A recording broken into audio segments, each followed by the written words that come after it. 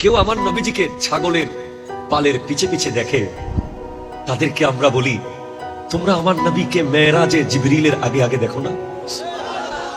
কেউ আমার নবীকে ছাগলের পিছে পিছে দেখে, আমরা ওনাদেরকে বলি, তোমরা আমার নবীকে মসজিদে আকসায় সমস্ত আম্বিয়ার জামাতের ইমামতের মুসল্লায় দেখো না। কেউ আমার নবীকে হযরতে খাদিজাতুল কুবরা রাদিয়াল্লাহু তাআলা আনহার কর্মচারী বলতে চায়, আমরা তাদেরকে বলতে চাই, আমার নবী কখনো কারো কর্মচারী, কারো স্টাফ ছিলেন না। আমার নবী খাদিজাতুল কুবরা রাদিয়াল্লাহু তাআলা আনহার ব্যবসায়িক অংশীদার ছিলেন, মুদারাবা ব্যবসা ছিল। কেউ আমার নবীকে রাখাল শব্দ বলতে চায়, আমরা তাদেরকে বলবো, কোরআন পড়ো, ইয়া আইয়ুহাল্লাযীনা আমানু লা তাকুলু রাঈনা ওয়া কুলু উনজুরনা। আল্লাহর নবীকে তোমরা রাঈনা বলিও না, উনজুরনা বলো।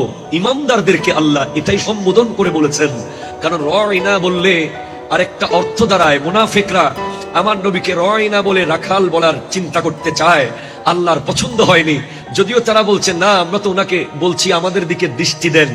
রাঈনার দুইটা অর্থ, একটা আমাদের দিকে দৃষ্টি নিক্ষেপ করুন, আরেকটা হচ্ছে রাখাল। তারা বলছে একটা, বোঝাচ্ছে আরেকটা। সেজন্য আমার আল্লাহ বলছেন রাঈনা বলিও না, উনজুরনা বলো।